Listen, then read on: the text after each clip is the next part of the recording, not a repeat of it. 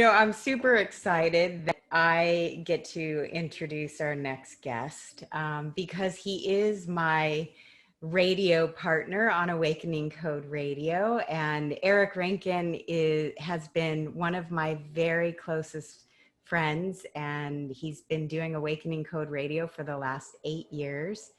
And he created the highly successful 2-part sonic geometry documentary series, which is now more than 2 parts, but it went viral right away in 2012 when he introduced sonic geometry and actually coined the phrase sonic geometry. I like people to look at Eric as the godfather of sonic geometry, the way that Stephen Halpern is the godfather of the sound healing and the meditative music movement.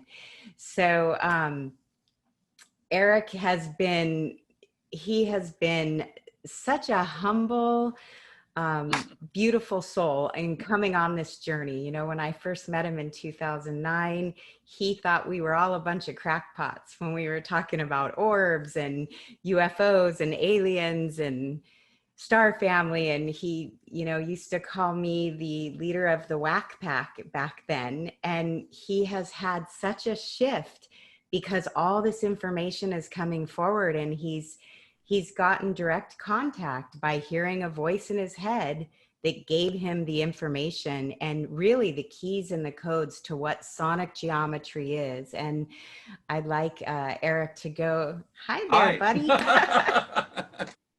I'm here by the skin of my teeth.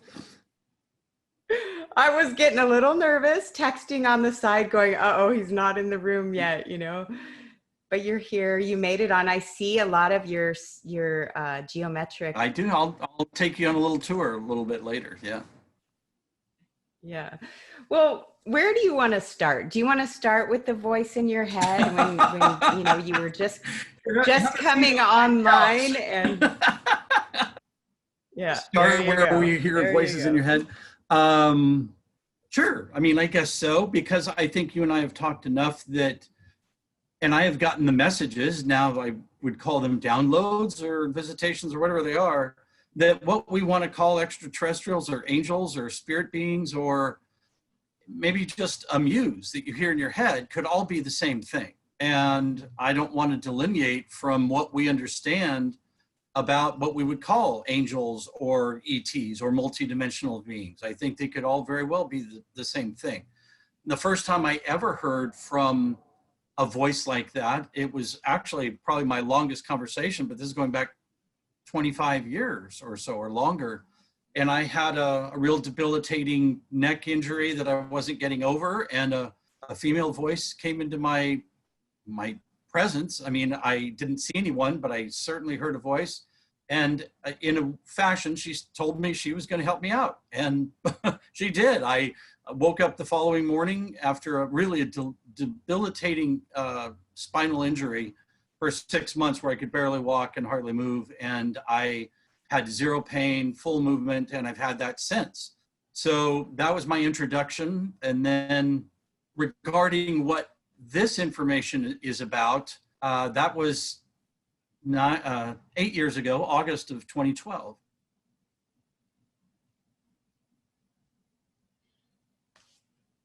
Uh-oh. It looks like your computer might glitched. Let's see if Eric's gonna come back on.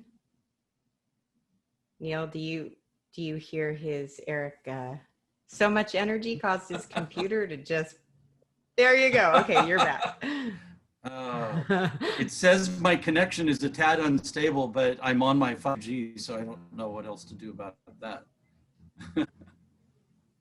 Let's just keep going. And one of the things we've noticed a lot of times, Eric, during people's presentations through this whole summit, whenever we've had a little bit of glitching going on, in the back rooms, for you, our viewers, if you've noticed that during these 5 days, in the back rooms with all the hosts, we have focused our energy on calling in the benevolent beings that are surrounding this whole conference and asking them to clear the way so that we can have smooth communications and get these presentations and this information out. So Eric, you want to see if you can Are you still hung there?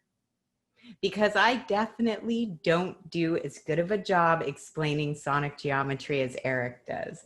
Neil does, and he's fabulous with it. But what Eric has done for this whole movement with sonic geometry and going into what sacred geometry sounds like in frequency and form, and giving the whole history to the origins of geometry and measurements. And he goes into the Sumerian kings list and talks about the Mayan cycle of time and the one great year, and how the Sumerians used to count on their knuckles.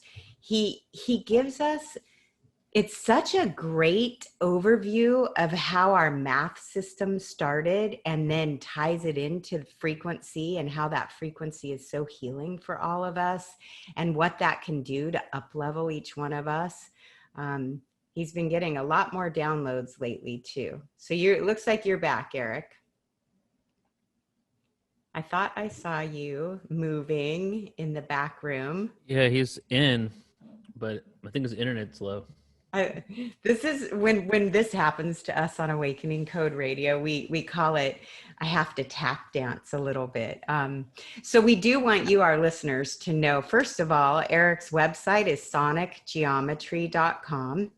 And he also is going to be doing his own Portal to Ascension Sonic Geometry Summit on Saturday, December 5th, 12 to 2.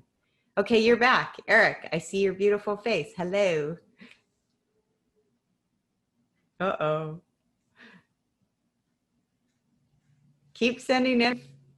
There you go. I love that. Ata, she's saying, let's focus on to help stabilize Eric's internet connection. And that's what we can do as a team, as this beautiful collective consciousness that we are, is really help our brothers and sisters and help the internet connection. We're being masterful at that right now. Thanks for the energy, Eric. You're back. All right. Well, who knows? The bugs are all around us. So I don't know what you heard, but the download that I got that was relative to sonic geometry was in August of 2012. I literally heard a voice, a man's voice this time, tell me to go into my conference room and draw a geometric form, a triangle. This was crazy because geometry is not my field really at all, or wasn't. It is now. And I drew a triangle on a whiteboard, a dry erase board. And then this voice said, no, now you make note of the sum total of its angles. So a triangle always has three angles, and that will always be 180 degrees, no matter what those angles are. It can be a right triangle like that, or equilateral triangle, it doesn't matter. It'll always total 180. And then I thought, well, that was weird, but I did it. And then the last thing was an instruction is to play that as a tone. And I used an app on my iPhone at the time, but here I have a lovely set of chimes that were made in Australia that are called the Sonic Geometry chime sets. And a triangle sounds like this. And I'm like, well, there, I did it. I drew a triangle, I made note of its sum total angles, and I played it as a tone. And they're like, you're just getting started. We want you to play the tones and match the geometry to all the elemental geometric shapes. So the square, the circle, the pentagon, the hexagon, the septagon, 7 sides, and the octagon. And when I did that, from starting with a triangle, then I did a square, and I realized that there was a musical interval happening. It was an octave. And I was a little bit surprised to think that somehow, in even its most basic and elemental way, that geometry was revealing a musical interval, an octave. And it just makes sense. A triangle is 180, a square is 360. When you double the vibration cycles per second, you get the same tone, only twice as high in pitch. So anyway, that's not what really got my attention that day. Was the other tones in there were either this tone, which I recognized is a fifth of this one. And that's the most common interval we have in music. It's the fifth. Our whole musical scale is called a circle of fifths. It starts with C and goes to G, and a fifth from G is D, and a fifth from D is A, and it just keeps going until it's back to C again. I'm like, well, that's weird. The geometry is giving us a fifth, And then the septagon snuck in there with this one. And now I had a major chord. And I'm like, geometry is playing the most beautiful form of music now, a harmonic interval called the major chord. And it's mathematically perfect, which the music we listen might have been a podcast listener's first ever time hearing what numerically perfect harmonics sound like.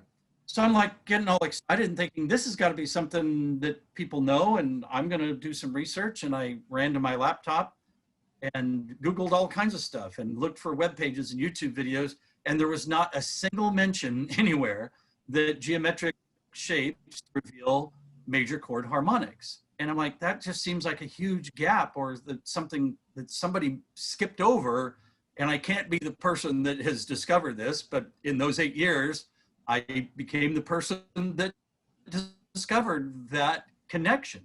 And it's been, as you know, because you've known me those last 8 years, it has been a crazy ride that I never had to make a call to anyone like Gaia TV or Ancient Aliens on the History Channel. And it's just been talking about this information, going deeper into what the information is trying to reveal since then. And it's been a phenomenal run. You have been getting so much information. It sounds like you've also gotten information that keeps dovetailing, like the Sumerian Kings list. And I have both sets of my chimes sitting next to me as well. I don't think Neil has me on camera, but did you play both the Sumerian Kings list and the Flower of Life chime? No, this one was just this one was the lower one, the D major one. So the Sumerian Kings list. But why don't you go into how you learned even more and how how you keep getting more and more information that's relevant? The big thing that came to me that day, and it was on that day, and I was starting to just draw number sequences down, and some of them I recognized, because what happened is a musical scale revealed itself to me, but it's 14 tones rather than 12. But some of the numbers that were coming through were numbers that I had seen before. 72 was what Joseph Campbell would call a mathematical mythology, that these numbers have been embedded in our stories and our religious texts and our myths and our murals for a long time. And another number, 144,000 is in the book of Revelations, and it's in Mayan architecture and Egyptian pyramid architecture. So I'm like, what is going on here? And the first thing I had to realize, and the idea of being any kind of extraterrestrial connection was not in my field at all, and I wasn't looking for one. But if you're going to get into geometry at all, you have to realize, why is an angle an angle? It's because a circle, does it take of the circle? So if it looks like an L, that would be 90 degrees of a circle, because it's 4 times 90 is 360. So I'm like, well, who decided a circle should be 360 degrees? As you know, I teach a lot of lectures out at the Integratron and Contact in the Desert, and talk to a lot of engineers and mathematicians who are very well aware of the circle having 360 degrees, but to date, not one has known why. And that was the rabbit hole I launched down that day. Why does a circle have 360 degrees? And you have to go all the way back to Sumeria, 6,000 years ago, where we got this, you mentioned it, 1260 counting system.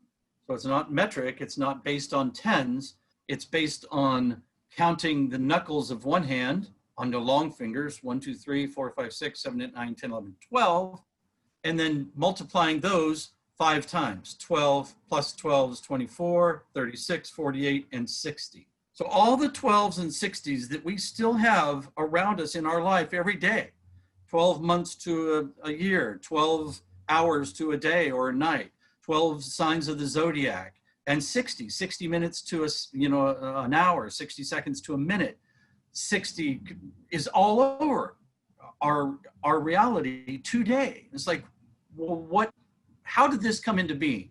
And the Sumerians, who wrote the world's first written language, as well as coming up with this math system, and we can read it, that they said, sky visitors gave us this information. They taught us how to make these inventions, wheeled and vehicles, and the plow, and the world's first pyramid, and this writing system.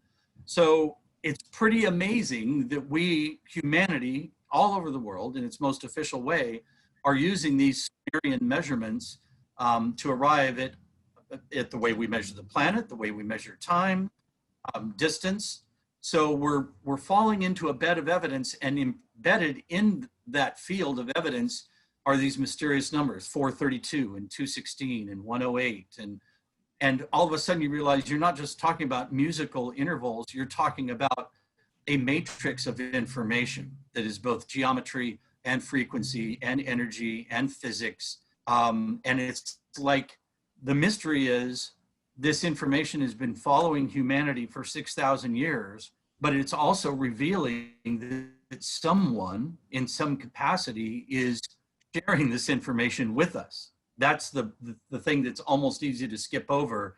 We see these coincidental number sequences all over the place in all these different cultures all over the world since we've been a culturalized society, and we forget somebody planted those seeds of those number codes into our consciousness, into our stories, into our myths. That's where it gets really interesting.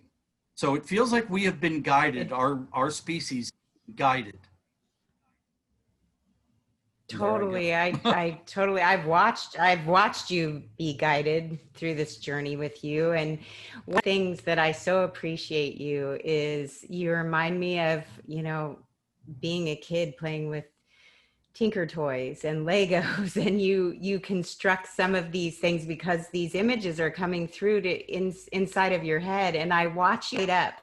When we have a passion, our passion gives us our purpose. And Eric, that's what I've watched with you, is that your passion is coming through, and this purpose that you have to get this information out for the healing and upliftment and up-leveling of all of humanity. I know you talk a lot about the Tryon Ray and Buckminster Fuller and the Spherical 12, and you have right behind you some of your cleaner creations. Let's see if I can move around a little bit and talk about some of these You actually shapes. have better reception now. Oh, well, right after we made Sonic Geometry 1, I was introduced to an artist, Michael Evans, who you know. And this is, as far as most geometers would be concerned, mathematicians or theorists, people working with math, this is the holy grail of the universe. It's a tetrahedron, and it doesn't get any smaller than this. If you're a geometric solid, a platonic solid, like a containment field, this is as small as it gets. So many people will tell you this is somehow related to how the universe is constructed. But there are people like Alan Watts or Buckminster Fuller or Pythagoras that thought that spin and torque and curve were really important.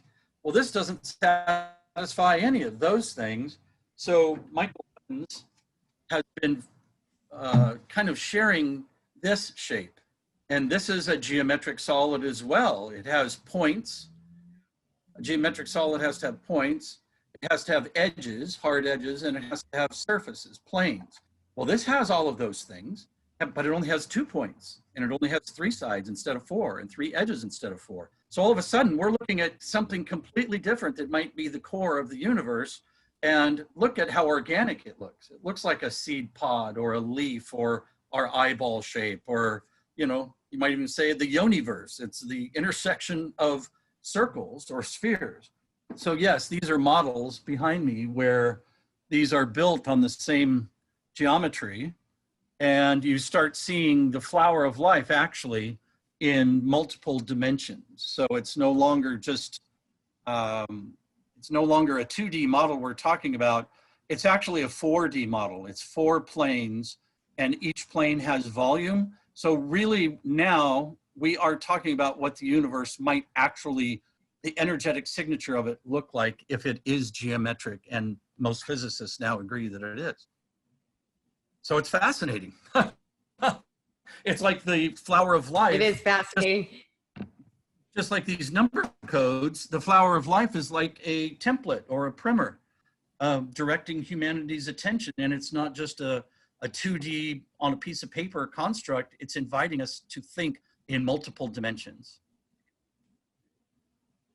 I love how you explain it and you give us the visual that goes along with it. Somebody in the chat room is saying enterprise. I love it. You know, they saw your model of the enterprise. Geekiness there, yeah. Yeah. And Adam Apollo brought Gene Roddenberry into his talk, and on the Ascension, on whatever panel he was on the other day, he talked a lot about Gene Roddenberry as well. And yes, and the prime directive, here we are. And it does feel like life is imitating art, or art is imitating life right now. And I like what you do when you talk about the mother matrix and you talk about the feminine principles that are coming into your work. You're seeing more and more about the differences between the hard lines and the curved lines. Do you want to talk a little bit about that?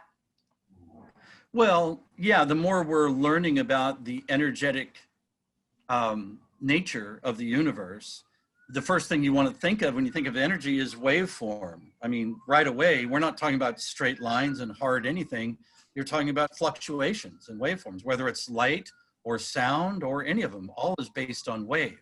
And wave eventually finds its way into spin because there's pulls, whether it's push or pull energy, what we might call electromagnetism or gravity, but it's causing spin. So spin becomes really, really important. And again, the tetrahedron doesn't just automatically make you think of spin, but all of these models do. As soon as you look at them, or even just the Tryon ray itself, you go, oh, I see at least an element of spin. I see this curved line. What if I imagined it going further out or further in? That's this geometric model goes infinitely outward and infinitely inward.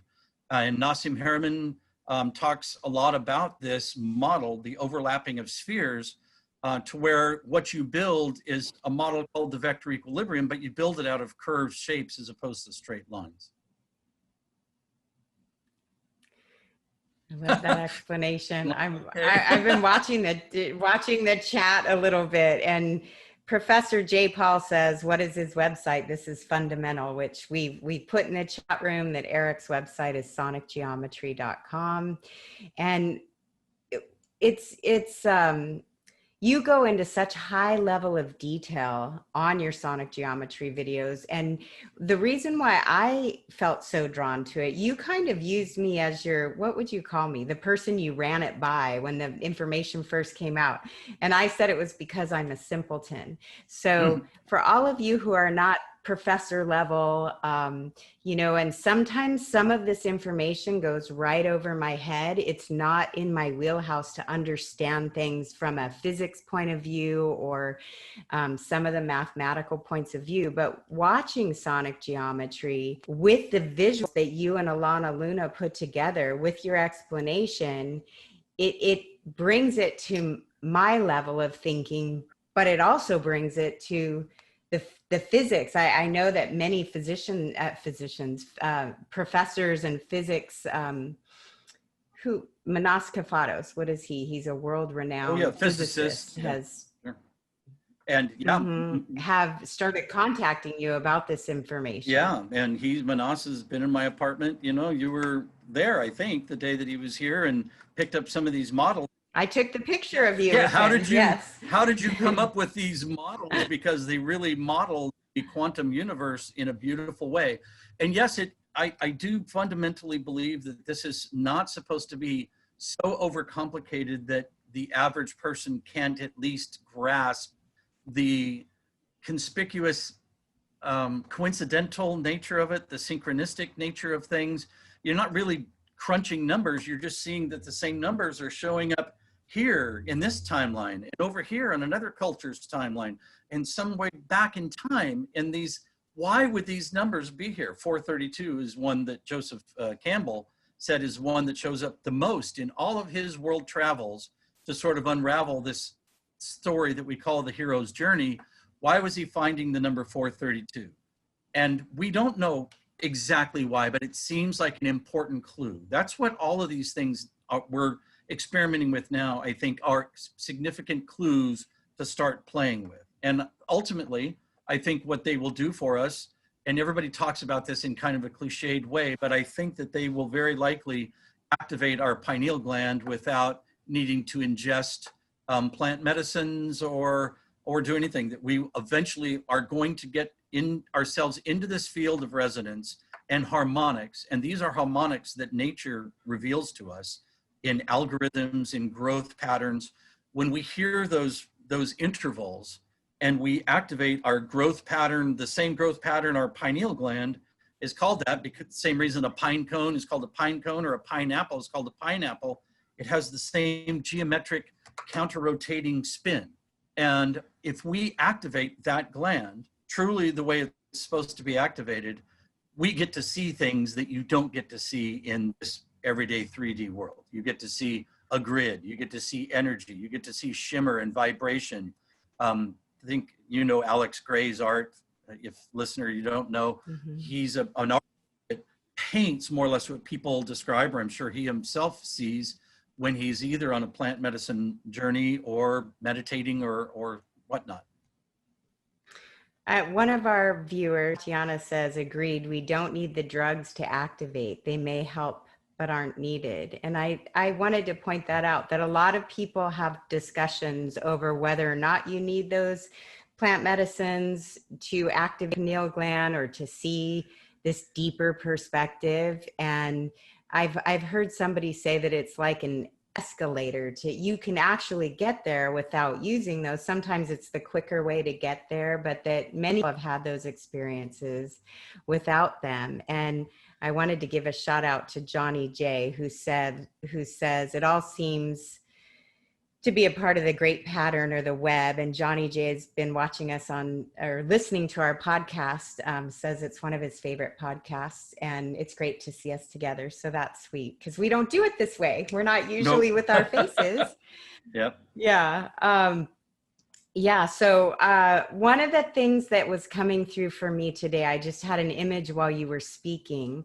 I had an image of the myth that you created using some of these sounds and frequencies, and what happened to us on our dolphin boat when we went out with the dolphins. And I've heard you tell this story before, but the last time we private chartered this boat, which we've been doing for 10 years, the last time we did that was on 10/10 last year.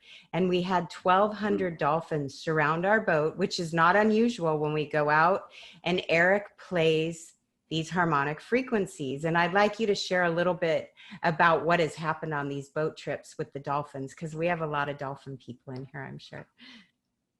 Yeah. Well, I've been inspired by dolphins. I wrote a book that's how you and I met. It's all about dolphins and their innate physiology, and the dolphins and whales are true masters of frequencies, and we are catching up to what dolphins can do. I've been out in boats interacting with live dolphins, both in the wild and in tanks and in captivity, but I'm real familiar with their behaviors out in the wild. And something they like to do is ride the bow wave. They will surf the pressure of water being pushed forward by a big boat or even a smaller boat. And you can see them, they'll just stay lockstep, but they're surfing. They're not just coming close to the boat, they're surfing the pressure wave in front of the boat. That's really common. It's so we were playing these frequencies, and I just had a thought, are the frequencies actually attracting them, or are they just playing in the bow wave? So we asked the skipper to stop the boat and shut the engines down. That's usually when the dolphins just peel away and go, thanks for the bow ride. And these dolphins stayed with us. And that's anecdotal at best, but it is telling us something, that these dolphins are either resonating or attracted to, or are getting maybe even information from these particular exact patterns. And they are particular and exact. We just took an old experiment that we had done and slowed it down and realized that when we played this triad of frequencies, we got what looked like a three-dimensional lotus flower in a cymatics little container. And that's quite amazing, actually, that we're creating. Why don't you talk about that? Because what happened with that cymatics experiment, you've been fascinated with for a long time, and I think there's something to it. Well, cymatics is a fascinating study on its own. It is applying vibration to a substrate and then either water or sand or flour or something resting there, and you will see these patterns being revealed, and it's fascinating to watch. You can see these beautiful, complex patterns. It looks almost like Neil's, his emoji or his profile picture is sort of a cymatic imagery, but you will see something as beautiful as that in cymatics. But I had never experimented using cymatics in multiple frequencies, combining frequencies. And so that's what we did in the lab one day about 6 years ago. And the operator in the lab, the technician, had never seen. So what we got was standing waveforms, which is what you get, but then lit behind it was this dynamic three-dimensional lotus flower, looking exactly like what you would just say a lotus flower looks like. That's what we got through this cymatics. Let me go get a little form. I'll take this back with you. Well, while you do that, I'll let you know that people say they'd love to experience the dolphins with sound like that. And yes, I do have some video of that. I'll have to see if I can get them to. Sure. Okay, go ahead, Eric. This is more or less exactly what was revealed. Now, we're only firing this into about a 1/4 inch of water, but what we saw through the camera is this dimensional lotus where we could see petals hiding under other petals, hiding other under petals. And it just makes almost no sense why you would possibly see that. And I know that that's just the beginning of what we're going to find out, what frequencies can do. It's important to know that with cymatics, people get all excited about it, that it's a very hard experiment to replicate. You can do the experiment one way with the same frequency and the same container and the same medium, whether it's water or sand, same volume, and then come back the next day, try and duplicate it as exact, and you won't get the exact image you saw by saying playing 432 hertz. And there's some confusion about that. So if we can replicate this, and no matter what the container, the size, the volume, if we played those triads and got a lotus flower, we would have truly groundbreaking information to work with and from here. It is so fascinating. I see Trisha McCannon. She said, that's wonderful, Eric. She's joining in the live chat. And Bethany's writing may lead to understanding language, like understanding language in Arrival. That's one of Eric's favorite movies, as a matter of fact. Here's a download that I have not even told you, Michelle, because it was so recent. Oh my gosh.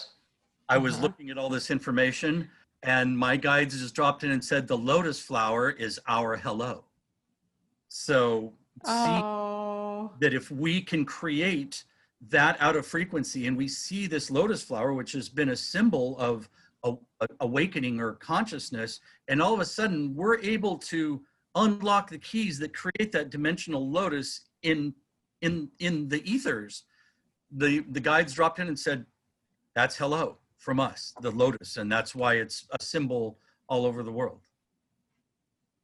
So when they're saying that's hello from us, you're saying that our star family, when they place that symbol in our consciousness, it's kind of like a tap on our shoulder, maybe like the 1111 or some of these numerical sequences that many of us are seeing, is like a tap on the shoulder saying, you're not alone in this universe. We're here with you and supporting us and guiding us. Right. Rosa is asking, what is the tone for the lotus? So it was the King's chord. It was the D major chord, precise, not just sitting at a keyboard and playing. The D has to be 144 or 288 or its octaves. The F sharp has to be 360 or 180 or 720. The A has to be 432 or 216 or 108. So it's a D major chord. It's 3 frequencies, but they have to be numerically perfect. And you will never just sit down at any instrument and be able to play it. They have to be isolated or engineered to play at the same time.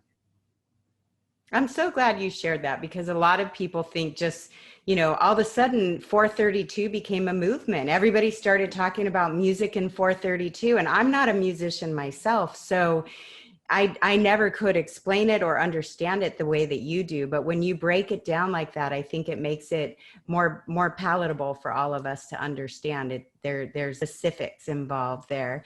And did you touch on, the music played in 444? We've had conversations about somebody playing in 432 the wrong way versus 440. Can you touch on those? Yes. Well, it starts getting very complicated, actually. All I can tell you, it would be easier to just say that what Pythagoras was talking about when he discovered ratios that revealed frequencies in tone, those were mathematic in nature. As we evolved into building ever more complex instruments, we realized that there was times that even though the intervals were mathematically perfect, they didn't always sound great to us. We were building instruments that could hold a bunch of notes at the same time. So a D major chord where the D is the first note sounds great, but a G chord where the D is the fifth, all of a sudden sounds a little wonky. So we did this clever device for listening to music called equal temperament.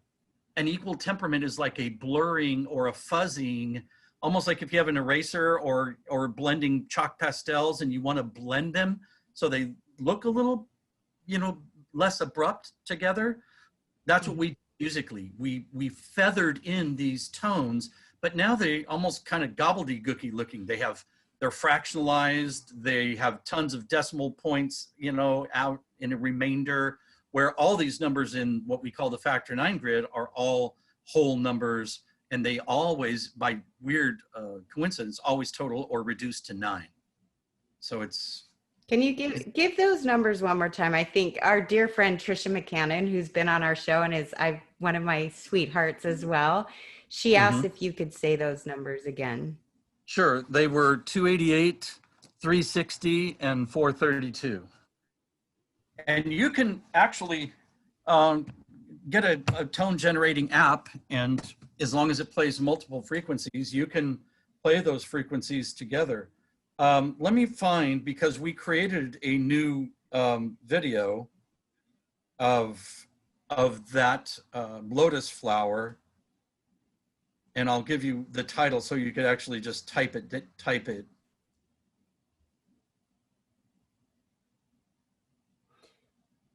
So the video. And you can get all those numbers in ericsonicgeometry.com. Yeah, so it's the title. I'm going to read it to you exactly. The title, where you can see the lotus flower being created out of 288, 360, 432. It says sonic geometry dash perfect harmonics creates lotus blossom in cymatics lab. That's how you'll find it. So sonic perfect harmonics creates lotus blossom in cymatics lab. I can't even keep up with all the people chatting in, and Master Cat Puda and Lori are saying hello. There it is. So you can see this moving, and if you were to stop it, you would see these individual lotus flower petals, and it's not the standing waves. There's a very tight web of standing waves in there, but we're not talking about that. We're talking about this crystalline curved structure. We had our admin Colleen change and shift colors and make it slow motion, and you can see it much more clearly. So we just made that video just late last week. And is that on the Sonic Geometry website now? I don't think it is. It's not even up there yet. No. But you'll get it up there. I'm sure we'll get it up. We transfer it there. I like that it had the. Yeah, and it's I like that you put the frequencies there too. Yes, yeah, Colleen did that for us. So that is a very exciting. I'll be meeting someone tomorrow to talk about maybe going deeper down into this field.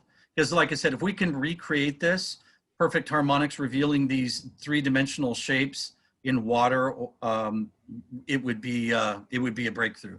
So they're starting to do that with light, where they're firing, you know, 2 lasers at water, but we're talking about something that's very easy for us to do. You can create these frequencies, singing them, you know, 3 people singing around a person. Doesn't take $1 million worth of fancy lab equipment. And that's why I think this is so important, is it's accessible to everyone. We all have a tone generator built into our physiology. Our voice box is a tone generator. Whether we make a hum or we play a guitar string or cross-check it with an app, we're at a place in history where we can create these tones and start experimenting. We couldn't have done this 25 years ago. We didn't have the technology in the hands of everybody. You had to be an audio engineer if you were going to buy a tone generating piece of equipment. That's how I know we're. Say the name of that. I was going to ask you, someone in the chat's asking you to say the name of that video again, the title of that. It's something like Sonic Geometry. I think I got out of it. Sonic Geometry, Perfect Harmonics Creates Lotus Blossom in Cymatics. Right. And the app that you use, what is that tone generating app? It was called Tone Gen, but I haven't been able to find that exact one as I replaced my phone. I'm looking for a very simple app that just allows you to isolate frequencies and then layer them if you want to. Because that's where this is all very interesting. It's in the chord. We've heard the song Hallelujah, you know, and it says there was this chord, please the Lord. Or here's a 1960s album art from the Moody Blues, 1967, and this whole album is called In Search of the Lost Chord. And it has death on one side, birth on the other, sort of this moving up through 0 point. And then you open the album cover and you've got the giant, you know, Sri Yantra there.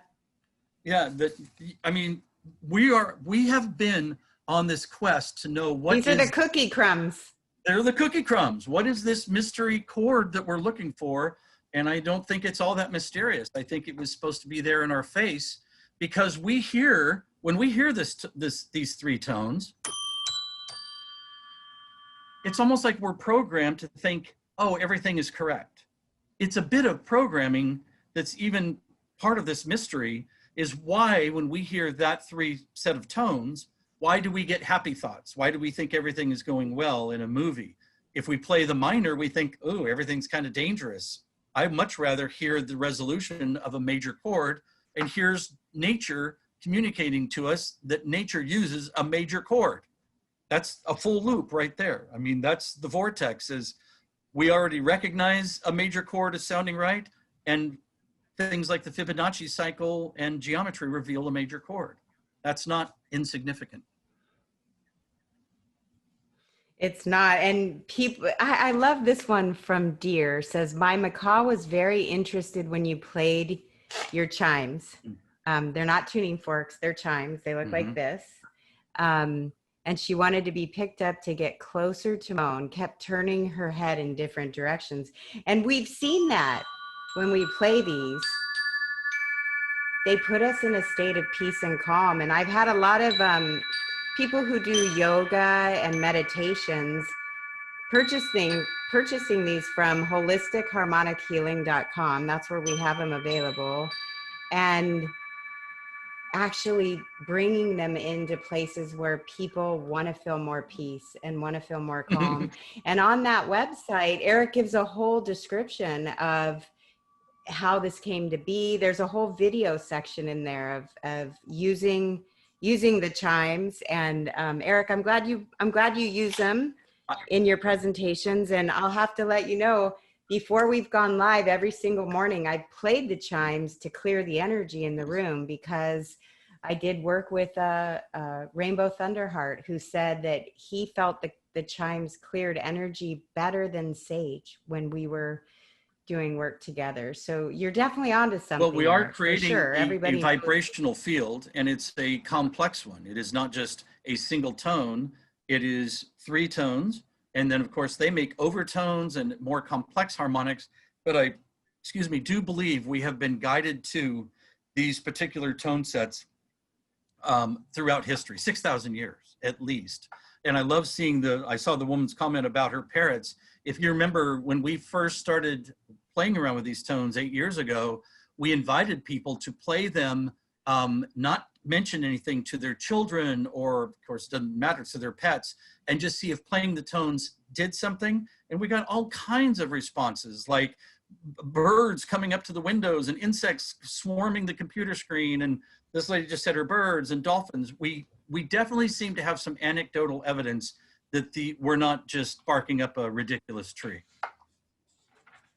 No, and thank you so much, Eric. I know we ran a little bit behind today, and I wasn't sure when we were going to end, so I'm seeing it's time that we wrap it up. Thank you so much for all of your comments, and Eric, you're phenomenal. I love all the work you're bringing forward. You know that, and please tune in to Eric. Catch him on Portal to Ascension on his sonic geometry presentation. This was a more conversational talk, but he will be giving a full presentation on Saturday, December 5th, 12 to 2. And you can go to sonicgeometry.com for all of his videos, and holisticheharmonichealing.com for the chimes.